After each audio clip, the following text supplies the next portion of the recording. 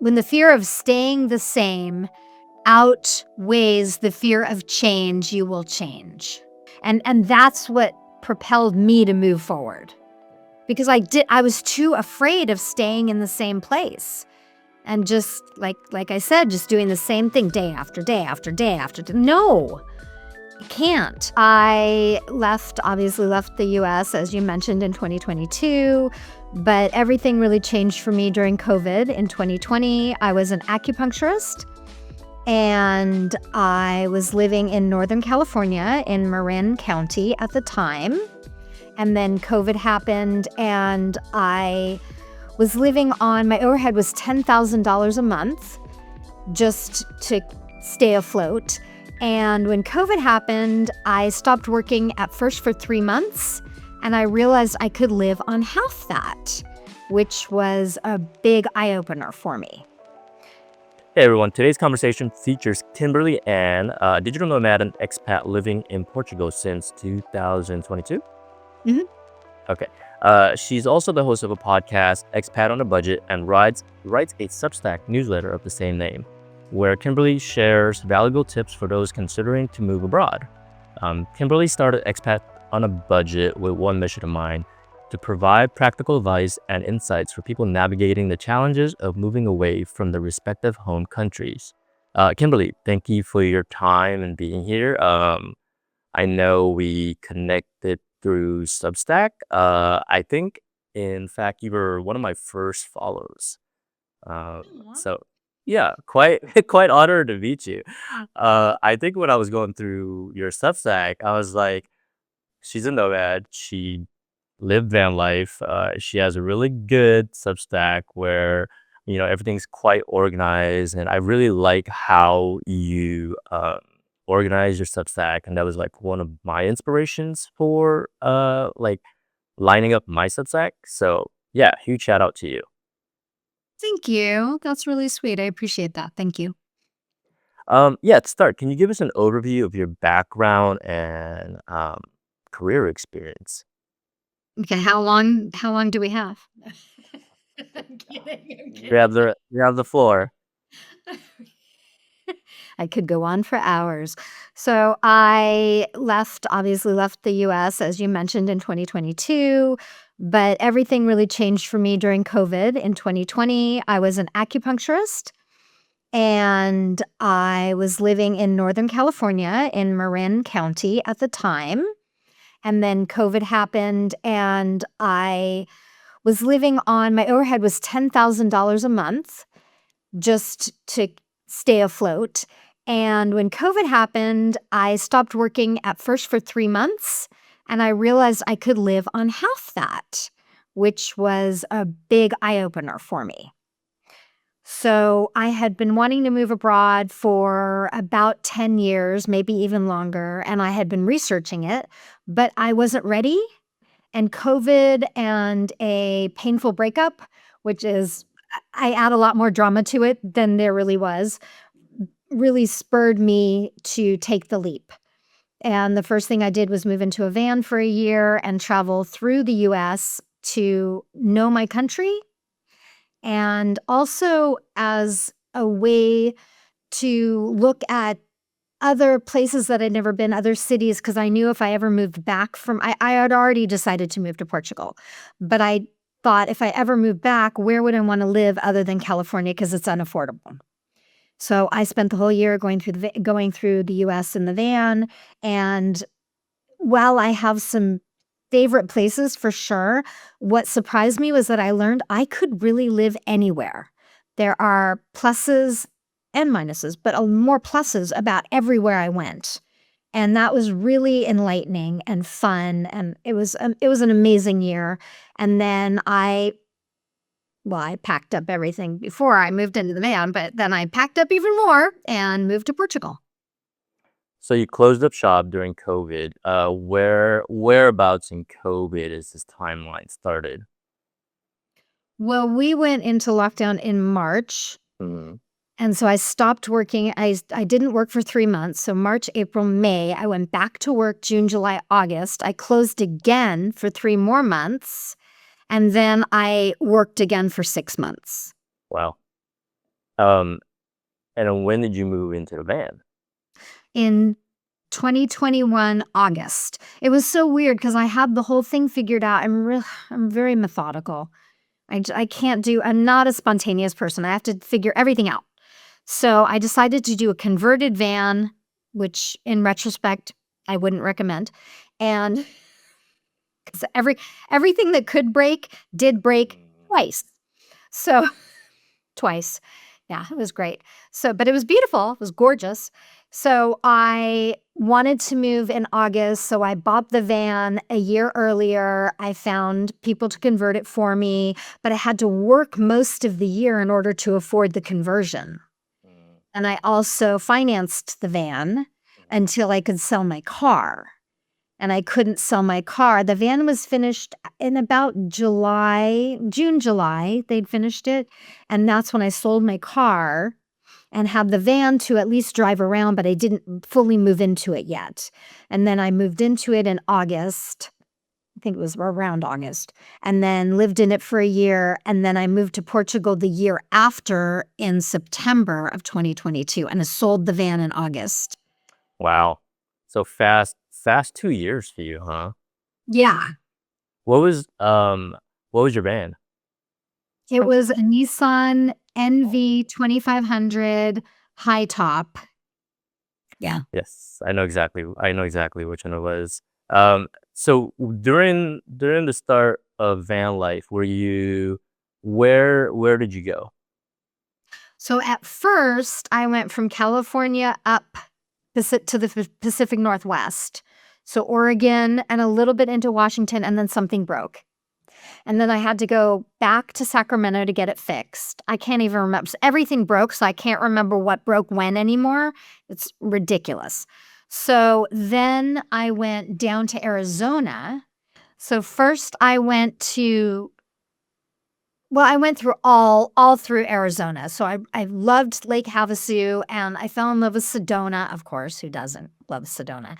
And I ended up the story of my van life is I'm only gonna go for 3 days to wherever I started, and I ended up staying 3 weeks, pretty much everywhere. So, I met this amazing group of people, crazy people, we were all completely different from each other, and we just formed this, like, ragtag group, and we did everything together for weeks. And everything. We ate dinner in each other's vans. We were all van lifers. It was amazing. Well, one woman was in her car with her cat, Mm. Venezuelan woman. It was amazing. It was so fun and hiking every day and swimming in the river. It was crazy. And then I ended up in Tucson where I stayed for a couple months. Then I went back to California and then I thought, wow, it's going so fast. Time is going so fast. And part of the reason I had to go back to Sacramento, I have family in California, so I did the whole whatever, Thanksgiving. That's what it's called. Thanksgiving with them and did a month there. That was not fun. And then I and then I decided to go all the way across the US. So I went from Arizona all the way through, Texas, Mm. all the places to South Carolina, North Carolina, and then back through Tennessee, and then down and Mississippi and Louisiana. Yeah. Yeah, caravans are the best, aren't they? Yeah. Yeah. Caravanning is good, but I didn't end up doing much of that actually. Ah, Yeah, I that was didn't. kinda what you had with the group though, right? Yeah, but we stayed in one place. Oh, I We see. stayed in Sedona and we just did everything together. Yeah, Yeah. and then but I did go to the reason I went to Oregon at the beginning was I did a van life festival, Mm, Descend on Bend. It was not for me. yes. It was not for Oof. 2021? Okay, 2021. 21. No, yeah, 2021, yeah, right. Okay, so we were a year after you because we were also nearby, the San Bend area. Well, we were in Bend, and then I knew some of the promoters and some friends, but we didn't end up going. It looked a little too chaotic. I was not for the amount of people that they were portraying. I was like, I'm good. I'm gonna go hang out in this in the mountains, in the forest in Den, right? Which is like, in that I think it's like 15 minutes away from town, and everybody parks there, but it's like the trees, and it's always just lovely. What was what was your build out like? Wow. So I had 480 watts, 480 watts of solar. Was it? Mm, I had a lot of solar. So I had decided that I needed more solar than anybody in the world because I was going to be a gamer in my van and I was going to play my PlayStation in the van. That did not happen. That was I was overzealous. mm, And I wanted to work on my computer. So I had the passenger seat swiveled. I had the bed that folded up into a couch, but not really, and it was not comfortable at all. And then I had the countertop, obviously with the sink, which was clogged for 6 months. And then mm. I had the propane stove. Well, no oven, but just the stove part. I had a really nice refrigerator, I can't even remember the isotherm? I think it was isotherm, but it was the mini fridge that you just had to squat and open it. It opened, out towards you, not a lift up. Anyway, I went a little crazy. That also broke. And then I had a What was happening? What was the breaking issue, I guess? well, the freezer broke on that. So the freezer door broke, and I think it was $500 to get a new one, so I didn't. My Max Air fan broke, and you can't just fix it, you have to get a whole new one. Yeah. And then the sliding van door broke and didn't open for 6 months, so I didn't have a door, and it was very hot, Goodness. and it was terrible. And then my favorite one was the fuse in the cabinet over the bed melted, caught my clothes on fire, and burnt out the inverter. No, not the inverter, the controller. The inverter, thank God, was fine. Burnt the controller, so I had no solar. So that all died. And then it turned out the controller that they had installed couldn't handle the amount of solar they installed. And that's why it happened. So then I had to go to a new van builder guy in Arizona and get a new inverter. So I was 6 months without power, without solar. I was 6 months without a sink. The water pump broke. Oh goodness. Then when that was fixed, the sink clogged. That was my fault. Mm. Apparently, you shouldn't put rooibos tea down the sink. And then so it was just an on and on and on situation, and it was kind of a never ending. The last few months were good. Nothing broke. Yeah. Rooibos are a little large, aren't they? The I was tiny picturing that. No, it's the tiny red tea. Oh, okay. Did they expand? Or what, it was just too much in the pipe. I see. Too much. Yeah, that sounds like a lot. So did you end up spending more time in nature? You'd think, but I was working the entire time. I was writing novels at the time, and I had all these deadlines, so I was in the van writing a lot. I Mm. s I spent enough time in nature, it was fine. Good. Yeah, that whole experience made me so much more grateful of our minimal setup. We had a truck camper in the back of our truck. Um, no power, minus just a little generator. We had a little refrigerator, maybe like a tiny one that flips out as well. We had someone built it in Vegas. It was really minimal, but I think it worked out for everything that we did. I think when we first started, we thought we would need a toilet. I know, and we ended up just digging cat holes, and you know what I'm saying. Plus, it was like in the back of our passenger truck. I was like, this is not nice. So We went away with it, and we bought a bed that, like, actually fit the entire side of the truck camper, which fit perfectly. I think it was, like, 6 feet and 3 inches or something. My wife and I are both, like, 5'8", so it gave us a lot of room to kind of move around, and, like, I think when we first started, our truck bed was just 5 foot. We just bought a 5 footer, and I was like, "Oh, shit."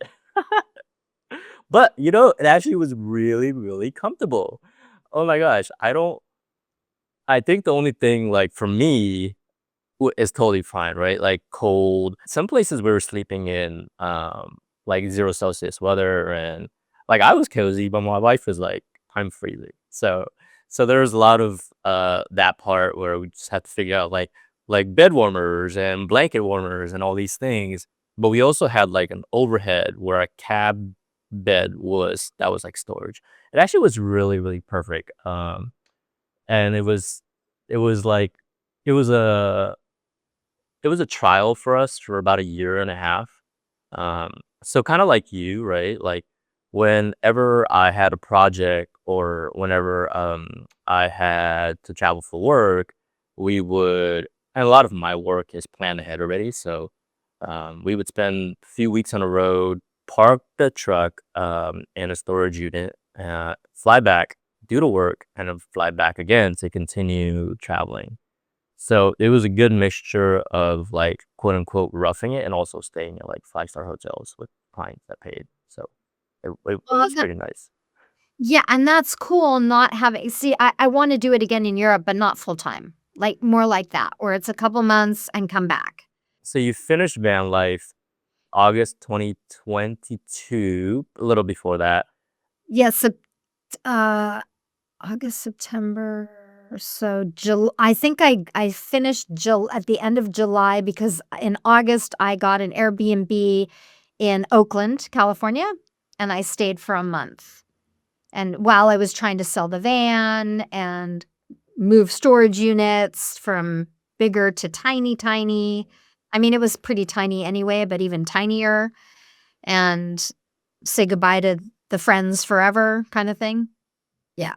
What did you what did you end up packing for the move to Portugal? That was ridiculous. I brought way too much. It was so stupid.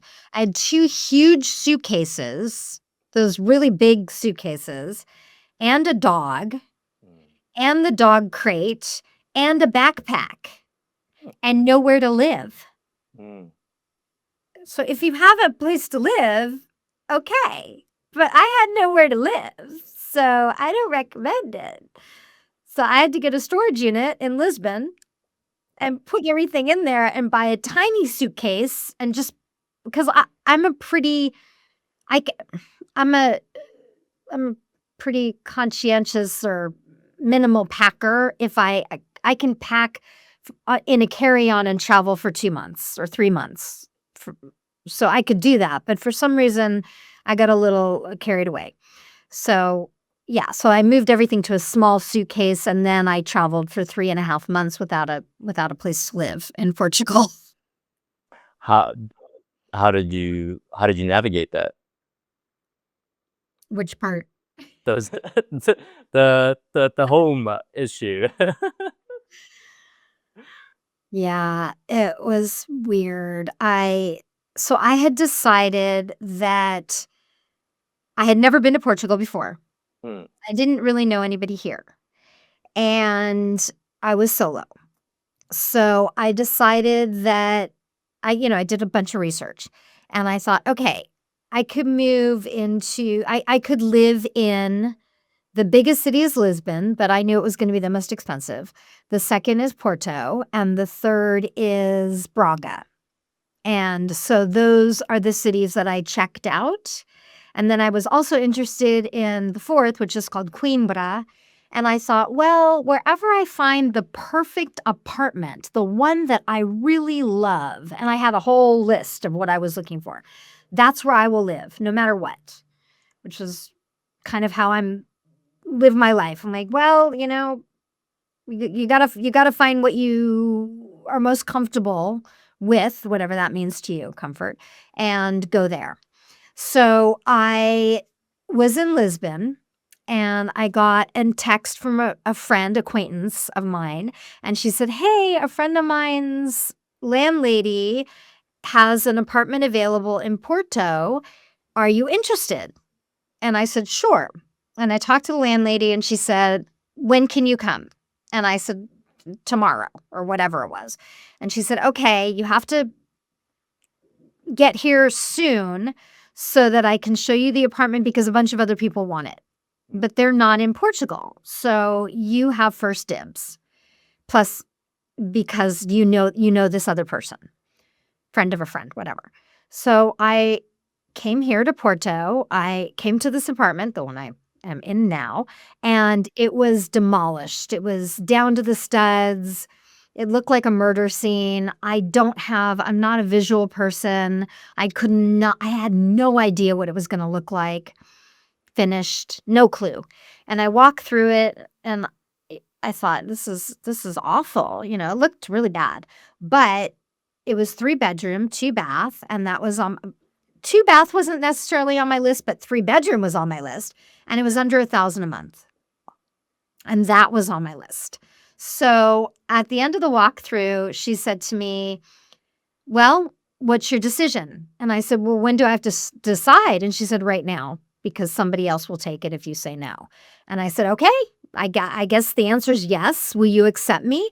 And she said, "Only because of your cute dog." I know. He was a good boy.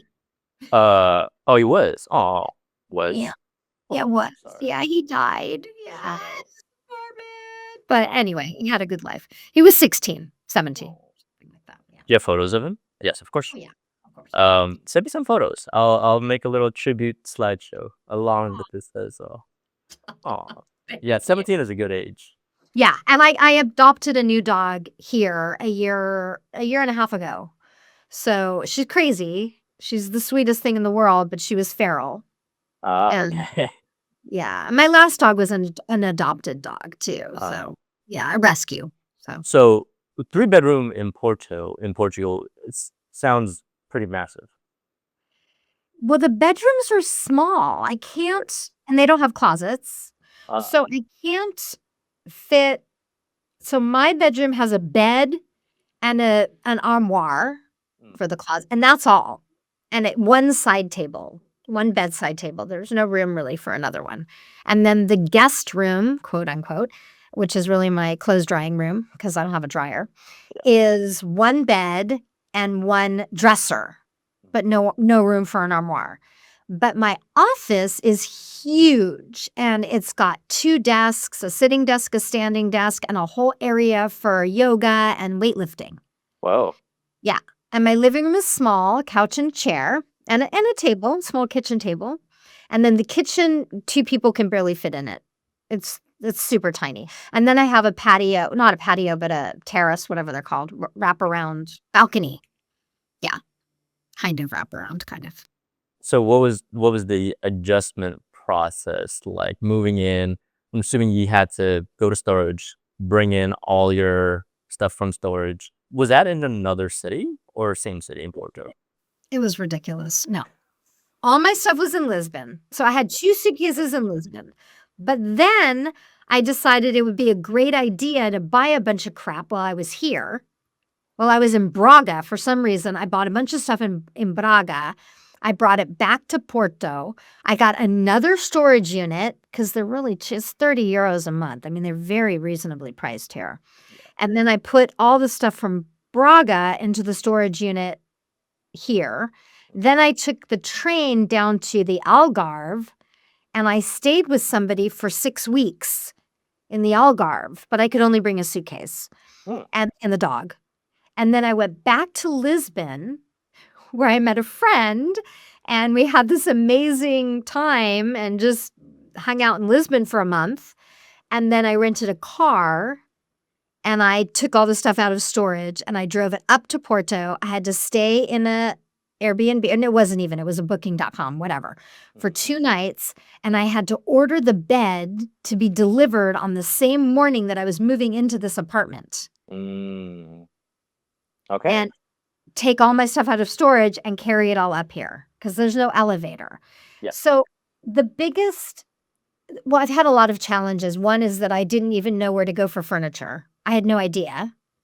I didn't even know where a market was for months. I couldn't find one. Had no idea. And then there's no heat. Mm-hmm. So there's no heaters. They don't have heaters. Is there an oven? There's Furnace? an oven. Yeah, an oven. Yeah, there's an oven. No. What is that? Like like my wife's family's in Italy, and they have like the what is that called? You know, the the heater that's in the house that like goes throughout a wood burning oven type Oh, of wood thing. burning stove. Yes. Is that what it is? I don't know. Like heaters. They What don't am I have heaters. No, what am I trying to say? What fireplace? Ha. Which is a wood burning stove. Can be a fireplace. Okay. Well, my friend in the Algarve has a wood burning stove. It's great. No, Okay. I don't So it's think bare bones. yeah. There's nothing. So I had to buy portable heaters and it's taken 3 winters of hell to figure out how to stay semi-warm, not warm, semi-warm while wearing wool sweaters in the house. Hmm. Yeah, it's been a challenge, but it's worth it. What's the temperature ish in It's not Porto? that bad. 3 degrees Celsius at the coldest. Okay. It's not. Nice. That's the coldest. Okay. It's not that bad. It's not that bad. But indoors, if there's no, I get really great sunlight, direct sunlight in here, and then it warms everything up. But during the days where there's no sunlight, it's colder inside than it is outside, or But can be. is your building more, or is your apartment more insulated just because the age of the unit, or is it? Older buildings are less insulated, but they did put in double pane windows. And so I thought my first year that the cold was coming in through the windows, but if you touch the windows, they're not that cold. Oh, so where was it coming from? The walls, Oh, I see. cold. Did you have? Do you have one of those windows that also open this way? Yes, those are. And I have the shades that like come down, the blackout shades from the outside, the metal ones. Yes. I think as you and I as Americans, when we discovered that, like, why isn't this a thing? It just makes sense. I think my wife was showing me like at her house, and she's like, "Oh, it just opens this way, but it opens this way." I was like, "Whoa!" Completely mind blown. It's amazing. And when I told my friends, they were like, "Well, why is that a good thing?" Like, wow. Well, you uncultured coof. Yeah. It's amazing.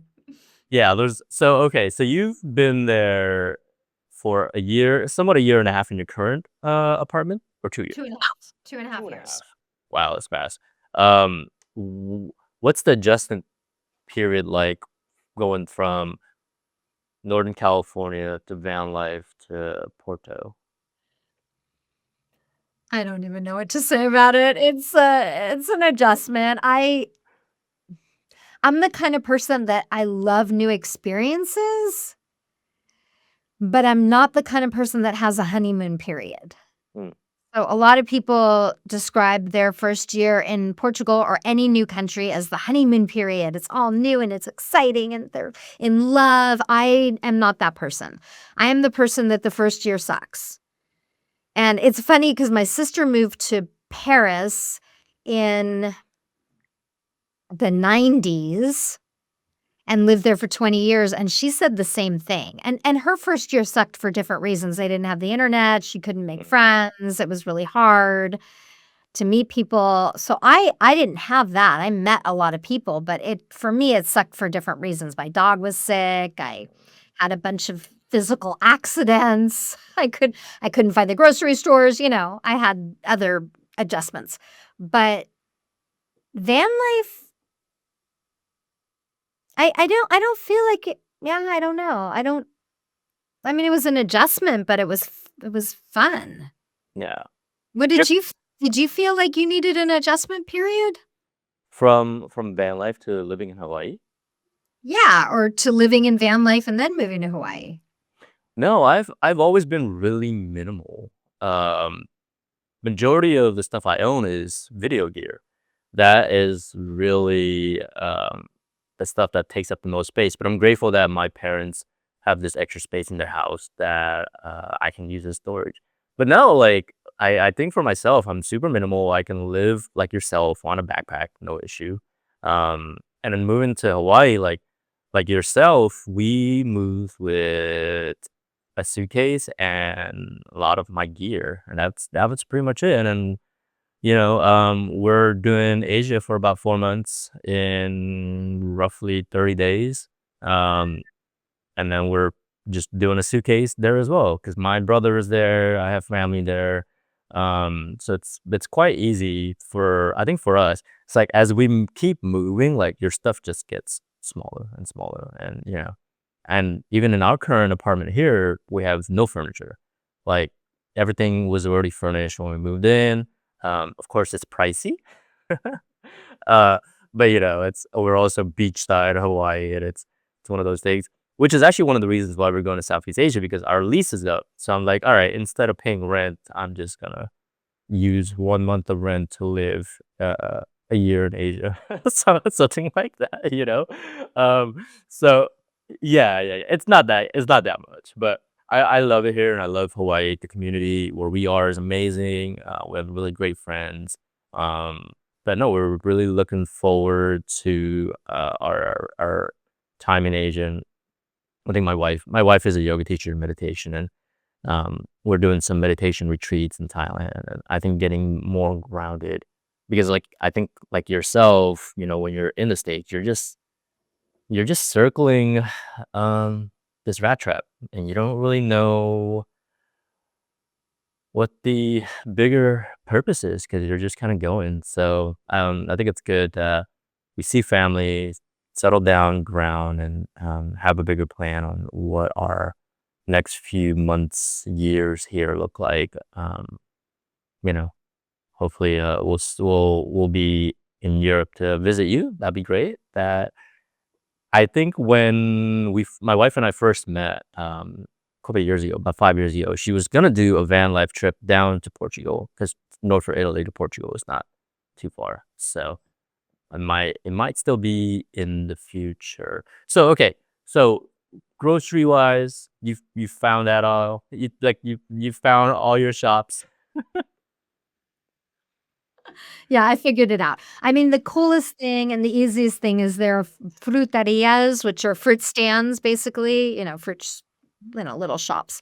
And that's where I first started shopping. And I hope you can't hear the baby screaming. No? Okay, good. I have a baby downstairs and it screams, and the dogs next door. Okay, good. Okay. So when I finally learned the names of the markets, then I could look for the specific markets. So, yeah, it was challenging. It was very challenging, and I think at some point, and I have in the past talked about it on Substack, but I think I'm gonna write, like, a list for people, like, "Here's the markets, here are the names of all the markets," and I even started taking notes so that I can tell people and just do that as a list, and here are all the places to buy furniture because it's really hard. For me, it was really hard, but Yeah. once you figure it out. What about community wise? How were you able to meet? And I mean, internet is great. How are you able to kind of socialize and ingrain yourself within the culture and community? Yeah, the community was the easiest part. So, there were I'm now off Facebook for whatever reason, but there were a lot of, and still are, obviously, a lot of really good Facebook groups for community.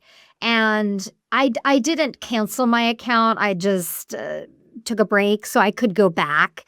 But I found a lot of, if you search Portugal and expats or Portugal and digital nomads or wherever you're going to live, Lisbon, wherever, so there was that. There's a Girls Gone International community, and they're all over everywhere. There's Internations. I didn't use them, but They're great. Some people love them. There's meetup.com where I actually did find groups. There's classes. So I went to a martial arts class and I met this woman and we're still friends. And dog walking is huge. It's huge for meeting people. So there's a pedestrian only walking street near my house, and I've met so many friends just dog walking. And then the biggest thing is a vegan group. And you don't have to be vegan to join it, which is so cool and not typical. So they don't care here. They don't care. And I went to a vegan event 2 nights ago. I think it was 2 nights ago. And it was a vegan pop-up. And me and one other friend were the only vegans in the whole group of 15 people or whatever it was, 10 people. Nobody else was vegan, and it didn't matter. And, it was just so fun, and everybody's so nice. And so, yeah, I've met a lot of people through that. And then there's a lot of expat meetups. Like expats everywhere are in Portugal. It's a couple that have this really great YouTube channel. It's fantastic, and they're super nice, and they hold meetups every month in Porto. And so there's others. So there's also a really great LGBTQ plus community. So they hold meetups every week. So it's just, there's so much. Yeah. Yeah, the internet makes it really easy, I think, nowadays, right? Yeah. And language-wise, your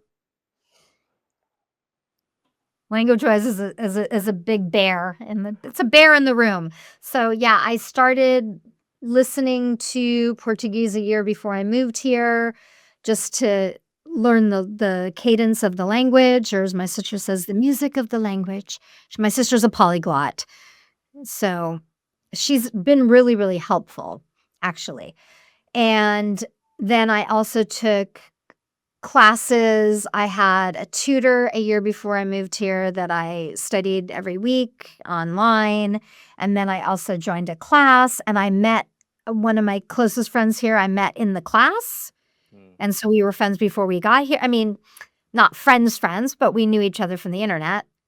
And then I now have, then I went through A1 and A2, which is the basics. I went through a class here for a year, 6 hours a week in person. And then now I have a tutor as well every week, and I'm supposed to study an hour a day, but I haven't been. I mean, it sounds like you're on really good traction from all those things. Are you able to, like, not converse, but you're able to no? Yeah, I can get by if I have to, but the problem is I don't usually have to, which is a problem. But if I go to there's this little fishing village near here that I love, that I always bring, visitors, and it's called Aforada. And when you go there, I try to go early before it opens up, and then there's always like these little old ladies sitting on their stoop, and they always want to have a long conversation with me in Portuguese, and that's fun. So I can do that. I can converse with my upstairs neighbor. She doesn't speak any English, but just barely. And I really need to practice more. I have really good Portuguese friends, but we speak in English. And it's not cool. Yeah, that's the hardest part, right? Because it seems like Porto is a pretty like not culture community, but it's a community of a lot of different variants of people. And you guys speak English mostly there with you and your friends in the community? I do, yeah. But there's a lot of people, the older generation doesn't speak English, but the people that I meet dog walking that I'm friends with, they all speak English. So, I mean, that's the thing. It's like, it's going to be hard for me to make friends with someone who doesn't speak English. Yeah. And I don't want to use that as a crutch. I really need to make a bigger effort for sure. I really do. I have a really good friend here. She's American, but she's been here for 20 years. Wow. And she speaks perfect Portuguese. But of course, she's American, so she speaks perfect English too. And her daughter just want to speak English when I hang out with them. Yeah. Yeah, it's so there's something about like being comfortable in a geographic area where you're living in, and you're just kind of like, yeah, I think you have to live like down in the rural areas of Portugal to really like force yourself, you know. And I thought about that. I thought, "Okay, just go to the maybe do a home exchange or I don't know, whatever, where you go to somebody's house for 6 months or a year and you can't speak England. They don't speak any English." And I thought, "I don't wanna do that." Yeah, it's it's like why force it? I feel like you have a pretty good mix of in between like locals and other folks that you're comfortable with speaking English, and it's good to learn, I think, but I feel like we undercredit ourselves, right? Like I'm sure you know a lot more than you give off. Um, it was kind of the same for my wife and I. We lived in Mexico during COVID. Um, because she was in Italy, and then I was working a full-time job for TNT back in Vegas, and COVID hit. All of my clients kind of just zeroed out. So we decided to move and meet and re-meet in Mexico, where we had a local Spanish tutor 3 times a week, and that really carried us. We did that for about a month, and for those 12 to 15 lessons, it really carried us throughout the entire year. And funny enough, a lot of our vocabulary was like car based because our car kept breaking down. It's one of those things where I kept calling tires pneumáticos because it's what Google says, but in reality they llantas. They kept looking at me like, who is this? Who is this kid that keeps calling it pneumáticos? Like it's llantas, like llanteria, it's a fruteria, you know. Yeah, it's quite funny, but we were forced to kind of just speak it, because we're traveling throughout Mexico, and you're really in rural areas where there really isn't a lot of English, and it kind of just forces you to speak it, and. But yeah, it's like rural for you is it's a good idea, but I don't know, it just seems a little uncomfortable. Yeah, I just feel like I'd be tired. Like, I get tired. yeah. I get tired studying, I get tired watching TV shows in Portuguese. And I'm still working. Mm. So a lot of people that I know here have retired even at 30 or 40. And I'm still working, and so I'm working all day and then I'm tired. And I grew up hearing Spanish, understanding somewhat, hearing people speak it. My mother speaks Spanish fluently, not completely fluently, but pretty well. My sister speaks it. I took several years of it in high s- high school, I guess. Yeah, high school. So it's and even French. It's something we hear more often. Portuguese, I had no idea what it was, and I my what I use as a forgot the word comparison Mm. as a comparison is the word adios. Mm. So in Spanish, adios, and in Portuguese, adeus. Mm. Yeah, the cadence and the tonalities is our neighbors are Portuguese, and I'm like, what? Like I understand it, but I also like there's a mix in between. Yeah, I grew up in the hood in like East LA, so I'm like Oh, so yeah. yeah, call me Chinito and yeah, blah, blah. So but I obviously you don't really start speaking it until I didn't really start speaking it until we were in Mexico. I'm like I had very little, maybe like 10% knowledge of Spanish, even though you hear it. But it's you hear it and you kind of figure it out what it is, and it's a vastly different than Portuguese, which is really interesting too. Right. So Spanish is just familiar to Yeah. us, right? And Portuguese, I couldn't tell. In Spanish, I can tell the words apart. Even if I can't understand them, I can tell them. In Portuguese, I couldn't tell the words apart. So for the first year, I listened to 1 hour of Portuguese every single morning while I was in my van. Oh, good. While I was making my coffee, making my breakfast, whatever, just so that I could, eventually tell where one word ended and another began. But I didn't know what they meant, but that's okay. Yeah. So what are you doing now in Portugal? As far as working wise, I know you're running a website, expatsonabudget.com, shout out. But what are you doing in Portugal with your time now? So I do spend a lot of time still working. I was teaching English a lot online, ESL, English as a second language. I have my my TEFL certificate, teaching English as a foreign language certificate, but it's from the 90s. And when I lived in San Francisco, I taught in a school in San Francisco. And then I didn't teach after that. So when I was looking for work, I had to make up some loss of income. And so I started teaching online. I did kind of everything wrong. And I ended up earning $3 an hour. Yeah. And I was teaching 40 hours a week. Well, I was teaching 20 hours a week, but then with the prep and the homework and everything, it was 40 hours a week, almost 40 hours, about 30. And I just started getting really resentful and angry. I wasn't even making my rent. And I thought, I can't do this anymore. So last week was my first week off. Mm. Yay! And then now I've kept just a few students, not very many. And I am teaching just a couple hours now a week, but I'll be making half of what I was making before, teaching less than a third of the time because I upped my rates. I had to. And I told the other students that I probably will go back to I might, not probably. I might go back to teaching in 3 more months. I don't know. But I am a writer. So I've written and published 20 novels. And I have a novel that was finished a few years ago that I need to rewrite. And then I'm going to try to, in a different genre. And I'm going to try to get an agent for that. So that's on the back burner. On the front burner is the class that I created for Expat on a Budget to help people move abroad on a budget, but go through it on their own. And it's kind of a bigger picture overview to teach people how to research, figure out where they want to go. The first module is mindset, like how to move forward and just do, I hate to say just do it, but get past whatever fears you might have. And then the second one is about how to research. And then I switched the third and the fourth. So the third one is now minimizing, how to get rid of your stuff.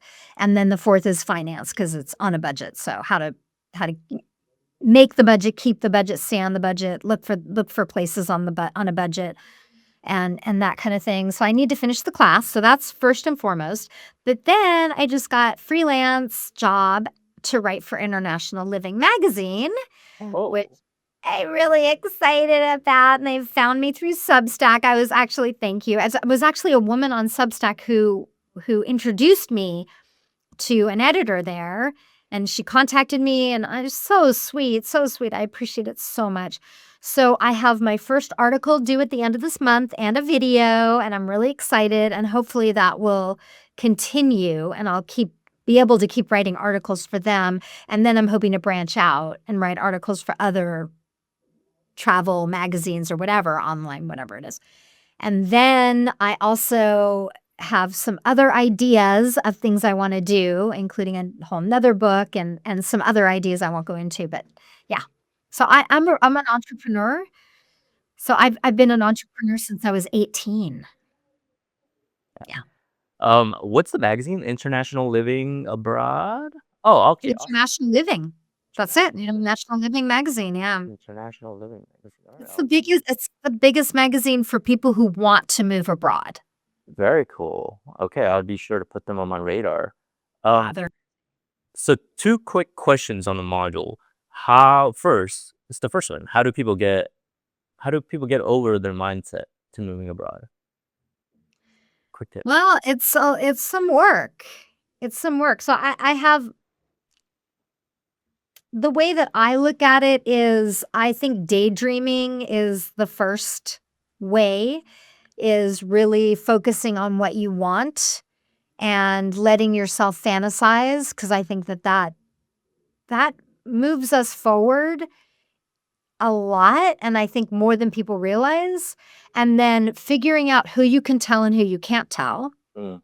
Because if you tell people that are not supportive, they're going to stop you in your tracks. And planning. So planning where you want to go, researching where you want to go, what you want to do, and journaling. I have a bunch of downloadable journals that I created. So talking about your fears and really delving into them so that you can move past them. But I always like the idea of I forget the I forget the exact name of it. Anticipatory regrets. Mm. That's it. It's called anticipatory regrets. So think about where you might be in 5 years from now and 10 years from now and 15 and in 20. And if you're sitting in your house on your couch watching Netflix, are you happy? Are you going to regret not having tried to live abroad? So I have a whole anticipatory regrets journal that I created. But even just thinking about those kind of things, like that really helped me because I didn't want to be doing that. And I always thought, well, I could be sitting on a couch anywhere watching Netflix. But wouldn't I rather do that in Portugal or in Italy or in Spain or in Cambodia or wherever, somewhere else, or in a van? So I like thinking about that in particular. Your anticipatory thing is great as well because like a lot of my things, and it sounds really fucking grim, but it's like we're all gonna die, you know?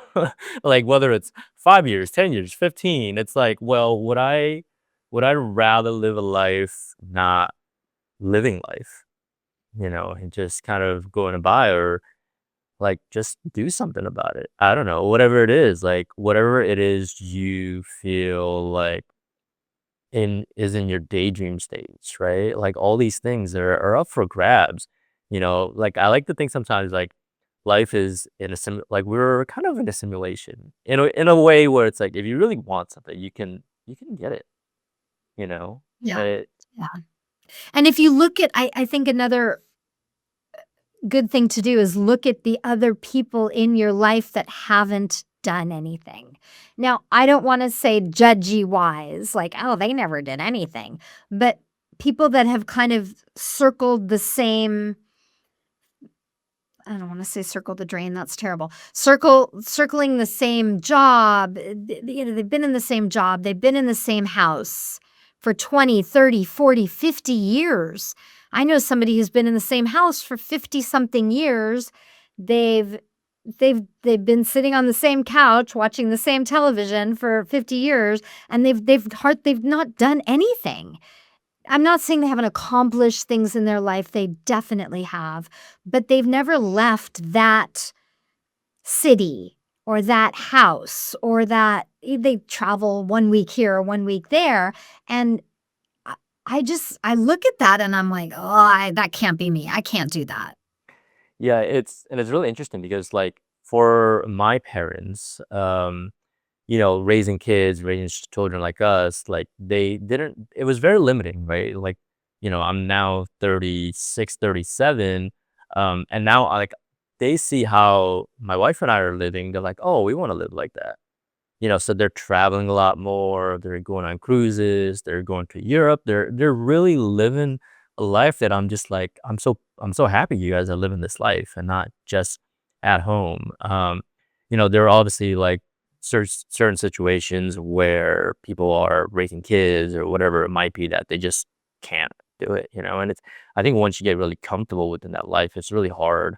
Like my wife's grandma, she has never left Italy, like in her region. I think the farthest she's gone is like 2 hours, right? And that's a big trip. Um, so it's really interesting because now, like with people like yourself doing it online and providing tips and sharing valuable insights into like how they can do it, I feel like all these things are really possible. But one, like yourself, part of the module is just getting over that mindset. It is. It is. Getting over the limiting mindset and getting to the unlimited mindset, right? And that is the first step, right? It is. It's quite interesting too because like what you were saying earlier, be careful who you tell, because the internet is it's such an interesting place because it's like, oh, my friends on the internet tell me I can move, but my family doesn't support it. I'm like how come they don't support it or whatever. So it's always like, I think for everyone that is a big daydreamer, it's really hard to like share these things because you sometimes people just like shut it down. So But internet is really supportive.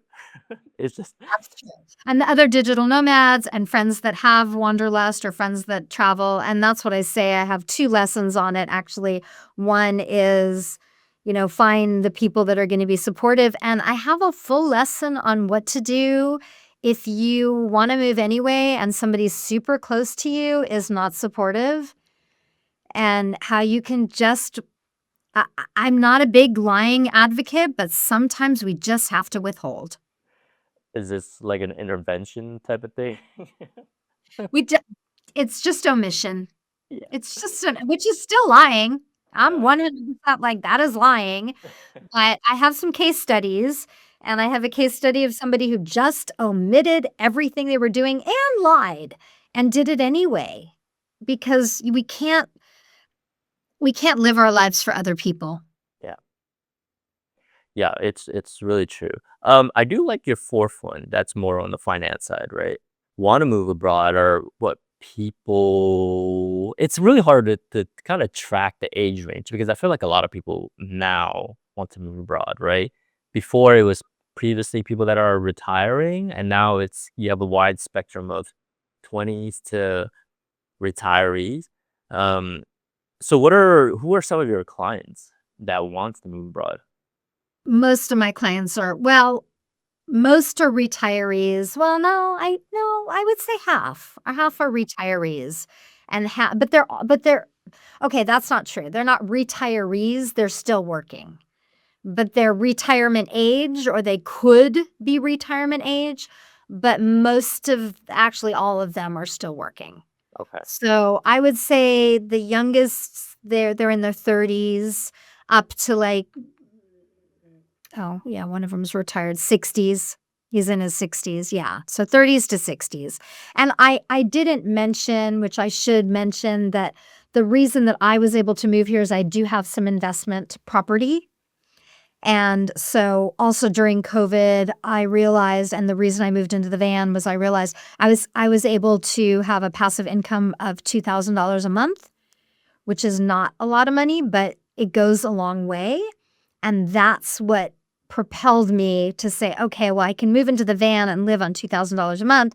I can move to Portugal and live on $2,000 a month. It's a little bit tricky now in Porto. The prices are coming up, and I do have to live on a bit more than that, but not a lot more than that. And I have a friend who lives on $700 a month, not in Portugal, but she lived in Cambodia for several years. She lived in Thailand, and now she just moved to Nepal. Mm.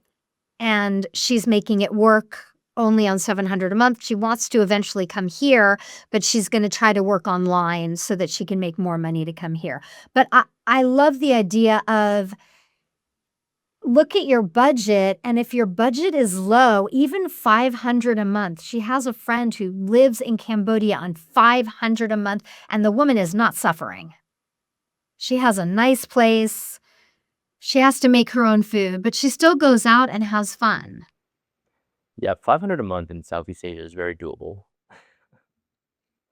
Um, so the age range for your clients, I know 30 and then retiree or almost like working. Like, do you have any issues getting scammed? Is because I know like obviously you move abroad, right? It's like you're finding apartments or there's some sort of like there's always a scam factor. Are people afraid of that? No, Hmm. I haven't. That hasn't come up. There's it doesn't happen that much here. What happens is people get overcharged here. Okay. And I'm sure there are scams. I haven't seen them. Right now, I'm in the pre phase of possibly buying a house or apartment here, but I am working with a real estate agent that was referred by a friend of mine who used her. And now there's like 3 people involved. It's really cool. So that would help me not worry about getting scammed, right? Something like that, where if you're working with a professional, but if you because to get your D7 visa in Portugal, one of the ways, the main way is to have an apartment rental before you leave. and have an address. Okay. So it could be that the apartment that you're renting isn't exactly what they're portraying it as, Mm, which has happened. I've heard people, but my feeling is, does it matter if it gets you here? mm-hmm. Then you can break your lease and move somewhere else. I did it a different way, which I wouldn't recommend, but I didn't have to have a place, but then I was homeless for 3.5 months, so anyway. So, yes, I've heard that there are some scams, but I haven't run into them myself. Interesting. Um, yeah, it seems like this would be a really good. Do you have an online community, like a Facebook group? I know you're not on Facebook, but like Expat on a Budget community group would sounds pretty good for people that are looking to move abroad and maybe can share some insight and tips. I don't know, just an idea. I had a Facebook page, Expat on a Budget, but it was just not active, and Uh, even when I was on Facebook, I was a terrible, terrible Facebooker. I barely posted. I just it's not my favorite social media application, but Substack, there's so many comments on all my Substack posts, and I could start a chat. I could start a Substack chat that would be what you're asking about, so yeah, because I was just thinking about that. Like people, it would be really helpful because like obviously when we're moving anywhere, Facebook groups is our main thing, right? Digital nomad groups, but that would be really good as I think as well for you if the Substack chat on that community side, people can because I think a lot of people like it's always the fear of the unknown. It's like moving here or moving there. Like who do I know here? And yeah, like I think like you and I were pretty fortunate to have connections or people or know people that know people to find us apartments or find us whatever it is. But I think for normal Americans that or normal people, not even Americans that have not left their um, city or state or whatever it is, it's really hard to fathom like who do I know here and like how do I not get scammed or whatever, you know? right. Or just where do I look online that has apartment rentals in this city? Yeah. And then coming here and looking at them, or you're right, getting hooked up with people, that's true. My favorite quote is when the fear of I think that it's attributed to Tony Robbins. I don't know if nobody knows if he really said it, but shame when the fear of staying the same outweighs the fear of change, you will change. Love that. And I've taken that with me since I've heard it. And that's what propelled me to move forward because I was too afraid of staying in the same place and just like I said, just doing the same thing day after day after day after day. No, it can't. So, but yeah, as to switch back to finding a place or finding community, you can always stay in Airbnbs or be a digital nomad. I feel like if I wasn't able to do this because I had a sick dog, and there was also another reason I couldn't do it. There was a family member that was not copacetic with my whole situation, but had I to do it the way I wanted to, I would have been a digital nomad and done the Shungun Shuffle, Mm, and which is stay in a Shungun country, which is just for people who don't know, which is all the main countries you think of, like Greece and Spain and France and Portugal for 3 months, and then you leave for 3 months to go to maybe a Balkan country or Turkey or somewhere else that's out of the Shungun, and then you can come back. And I would have done that. I know a woman who did that for 10 years and loved it. She loved it. So I would have preferred to have done that and looked at other countries to see where do I really want to settle. But I wasn't able to do that, and also not knowing about the visa situations in all the countries and knowing that I qualified for a visa here in Portugal is one of the main reasons that I ended up here as well. And then in 5 years, I can get my passport. yay. And yeah. And then I can go anywhere in Europe. Yeah, it's the past the the passport process, I think immigration process is so much faster and easier in Europe, right? Because I think I'm eligible for my Italian in like a year or so because we've been married for 4 years now. Okay. Yeah, and if you live in Italy, I have a friend who moved to Italy to get her Italian passport, and it took her 6 months. And then I know people that tried to get it from the US, and it took, whatever, several years. Yeah, so the 2 that I remember are Numbeo and the Earth Awaits, and I also used Nomad List, but I don't recommend it. It's a $99 for lifetime access, but it's dependent on the input from other people, and there's just not enough input. I see. I see. Right. So the Earth Awaits is cool because you can put in your budget, and then it tells you the options. But I like Numbeo because you can compare one place to another. Yeah, Numbeo isn't like I've used Numbeo a good amount of time. It's like 50, like 60% accurate, which is fine. You know, it'll do the job. Yeah.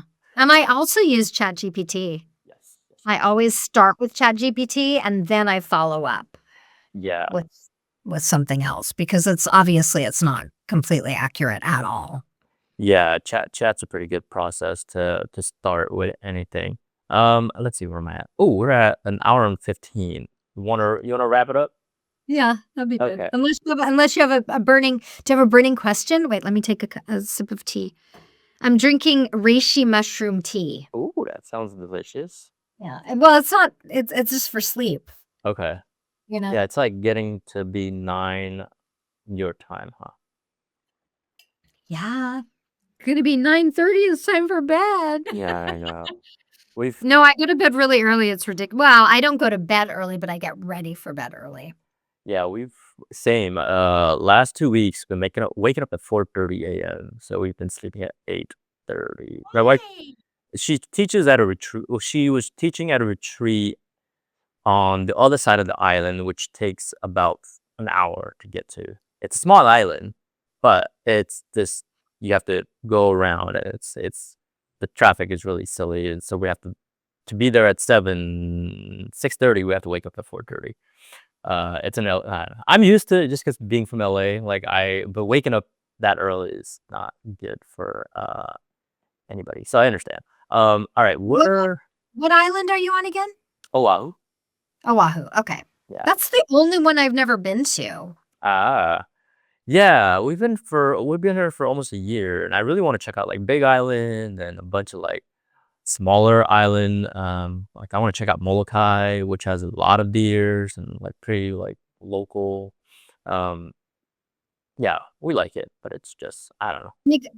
Big Island is my favorite, and I always wanted to go to Molokai, but I didn't. And then I spent a lot of time on Kauai, but I love Big Island. It's like Yeah, it's amazing. Yeah. Big Island is interesting, right? It's like just you have all of the seasons in one island. Like And it's just because it's the active volcano, it's like yeah, it's magical. It really is. There's something about it that I've never that the other islands don't have. I mean, they're all totally different, yeah. obviously. Yeah. Yeah, there's a really good like hippie community right by the volcano. It's like one of the cheaper places to be there. It's like I actually want to check it out later. But it's Yeah, it'd be a cheaper place to be because yeah, the exactly. the best snorkeling I've ever done in my life that I've ever seen is by Captain Cook Monument Okay. on Big Island. So if you get a chance, I've never I haven't snorkeled all over the world or anything like that, but it was like, yeah, I've never seen anything like it. Yeah, right now the dolphins and the whales are super active, so we're gonna go dive probably this week, something like that. Um, yeah, manta rays are really active, so it's lovely. Like my take so many videos and it's just it's lovely. All right, anyways, let's wrap it up so you can go to bed. You have an underwater camera? Obviously? Yeah, yeah, Oh, you're like, "Yeah, of course." yeah. I have too many stupid cameras. Not stupid, but they all do. You gonna bring all of your gear to Thailand? I'm gonna bring the most important stuff. Um, but not my full case. I think it's too much. And then are you gonna work while you're there? Yeah. So I'm pretty lucky that a client, like one client, can pay between like 25 to 30,000 for myself. So I just need a client, and most of the time I get one a month, eh, roughly here or there. Yeah, I used to be so much busier, and then so okay. Long story short, one of the things I'm concerned about is like my Yelp and my Google Map and everything is tracked. Obviously like geolocation and geocache, and like whenever I'm outside of the West Coast, like my leads like decrease at such an exponential rate because I think my business is based in Vegas, my everything is based in Vegas. So it's becoming really slow. And I had this experience living in Mexico, living in Kansas City, living here. And but whenever I go back to Vegas, it's just pew, pew, pew, pew, pew, pew, pew, which is But can you change your geolocation? I don't know Because I found because there was an app, I downloaded it because it wasn't showing my geolocation in Portugal, it was showing me in LA or wherever, San Francisco, wherever, and I changed it. And if you send me a message, I'll see if I can remember or find it, and you can change it, and then it kept showing me wherever and then I would move it around and it would show me there. yeah, maybe I'll do that. Yeah, because it's quite strange. So I don't want to be like I don't know. In terms of work wise, I do a lot of like editing and I have a lot of my own stuff happening, but I'm like still pretty tethered to my physical business. Which is That's video production. but, like, commercials or A lot of tech conference and conventions. Those are like my big things because I'm at a conference for a week and I get paid a good amount, and that's I don't I used to do films and then now I used to shoot for Paramount and all that, but they take like 90 days. Like I'm on a net 90 with freaking Paramount. I'm like I stopped doing that a long time ago just because like I can't wait 90 days to get paid. You guys are you guys are insane. but So you were a shooter. yeah, I was a DP, Oh, um okay. Yeah, that's a big deal. yeah, and then it took forever. I'm like, dude. So I started my own thing when I was 25, somewhere around there. Yeah, because it was just literally so I don't have to wait to get paid, because it's insane. So yeah, I've been doing it for quite a while, but my business is still very tethered to that, and I'll cut this part out obviously Yeah, yeah. when But I'm wondering, so, like, you'd go to, like, let's say it would be like a client that's going to CES, for yeah, example. exactly. Then you would go to CES and you would shoot for that particular client, whatever, Sony or whatever it is, and then put together whatever they want. Yeah, that's pretty much it. And Yeah, and I do a lot of the back end stuff too. So I do a lot of their AV side. So I can like I can build a LED wall. I can pretty much all things production. I can live switch. I pretty much anything that is anything minus audio. Like I'm video world but essentially. that's a big deal. I worked in television for 15 years, and to have somebody that can do all those things, that's rare because usually it's like, "Oh, I can do this, but I can't Yes. do that." Yeah, it's really it's not easy. Like I teach my wife this, but it's definitely not easy. But I have a good brain for it because I'm like blocks. Like I can think in certain direction. I call shows, I direct, like anything. I think video world. I'm pretty like I've like my Yelp is really high. My Google Maps is really high. But that's the thing. Like when we move abroad, once Maria's citizenship gets done, I'm like we're out. And I have to figure out like what is my transition. And I've been really leaning in on Substack, and I'm doing a lot of like user generated content for brands. But just trying to figure out like what is the digital side on making money, Right, like anybody else's. right. Right. And they could be more than one niche. I mean, you could have like, "Okay, well, I can do this for this client," or, whatever, like but that's Yeah. hard because it's new stuff and It's it is, and I guess, and it also, like, is the same, right? Because if I was to, like, produce a podcast for a company or whatever, like, living in Thailand, it's costing us, like, $1,000 a month, all in, right? And probably less than that. Like, 1,000 is, like, if you want to be in a condo with 2 pools and people, if they wanna move abroad, you can also just, like, spend 10 days at a retreat.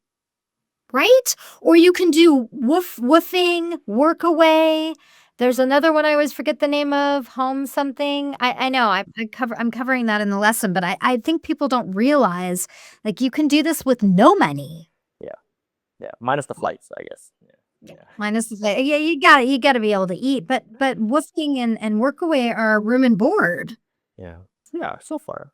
What has been your favorite thing so far in 2025? Living abroad in Porto or just in general? I don't even know how to answer that. I guess my favorite thing in 2025 so far has been the few sunny days that we have had in Porto because we usually have a lot of rain. So today was a sunny day. So I could say it was one of my favorite days because I got to sit outside on my terrace and have coffee. Great, this is because March is still winter? Or what's the, Shouldn't be, but it is. uh It summer is wasn't last year. summer is good? Summer is Summer's pretty. summer's wonderful. So 6 months of the year is pretty brutal. Mm. So from November through March, it's pretty brutal. And then April through October is really nice. Aw, that's good. That's not bad. I'm thinking next year my plan is, if I can afford it, I don't know if I can, is to go to Alicante in southern Spain for the winter, at least I'm thinking 2 months, and then I would go so I'm thinking November, December in Alicante, and then February wait, Kimberly, thank you for your time. Where can people find you? expatonabudget.com is the easiest way. Any other platforms you wanna promote? Well, it's Substack, but I think it's expatonabudget.substack.com, right? Isn't that it? But I have a link on the front page of expatonabudget.com, so I just point everybody there. They can find everything from there, the podcasts, articles, free resources, blah, blah, blah. Amazing. And for your podcast, how often are you releasing episodes? I was releasing once a week. I was doing an article once a week and a podcast once a week, and now I'm not because I was working too much and now I have to finish the class. So I was like maybe every other week. So unfortunately, I don't really have a schedule, but I will be releasing one this week. So that's exciting. And I try to release the article or the podcast or both on the weekend. Makes sense. And regarding your expat class, is that people just should go on the website to look for? Why should people join? What are they looking for when they join? Yeah, it's kind of a price point thing. So it's $97 and it's a go at your own pace. Mm. So I think it's for people who want to move, but they don't know what to do next. So it's more of an intro, but it's very robust. So it's a do it yourself. So it teaches you what to do, how to find your perfect place or perfect for now place, and how to move forward to get there on your own without somebody holding your hand. And then I also have, which I didn't plan to do coaching or consulting or whatever we want to call it, but people asked for it. So that's morphed into that. So then I also have that option. And that is also super affordable, but obviously more than just the class. Mm. Perfect. Yeah. What does your coaching look like? What do you mean? Like, just in terms of, like, is it throughout, like, from getting from where you are to where you want to be, essentially? It's whatever people need help with. Oh, okay. So I have a whole list of things I can help with, but it's basically so I have one client who already had decided to move to Portugal, and they even have their apartment here, but they were having trouble minimizing. And so they hired me to help them minimize. And a lot of people and I bill it as like your personal concierge service. So it's not a relocation company where they do everything from A to Z for you. It's really hand-holding and pointing you in the right direction and being your cheerleader and also helping you figure out whatever you need to figure out. So I have one client who couldn't figure out where to move to based on some specific things that she needed to be close to whoever in the US. So she couldn't move more than a few hours, that kind of thing. So then we're looking at where can you move in South America that's going to work for you. And most every single client except for her has a dog. So it's a lot of talking about how to move with your pets right now. And because I moved with my pet, people are confident asking me those questions and I know the breakdown. And then I provide trying to move away from Google Docs right now, but at the moment I provide a Google document with all the links that they need and their steps that they need to take. And I also do help people with research. I research for them to some extent. I also offer research packages. And then I offer, like, if you want to do one call a week, I have a little package deal for one call a week. And it's based on my original pricing is based on when I moved into van life, I hired a coach. Oh, okay. And yeah, before I moved into van life, because I needed it. I didn't know, I had so many questions and I didn't know who to ask. So I hired this woman because I found her through her podcast and just loved her. And she was charging $45 for half an hour. Now she's charging several hundred because she's built up her clientele and her knowledge and everything, and she's gotten more well known.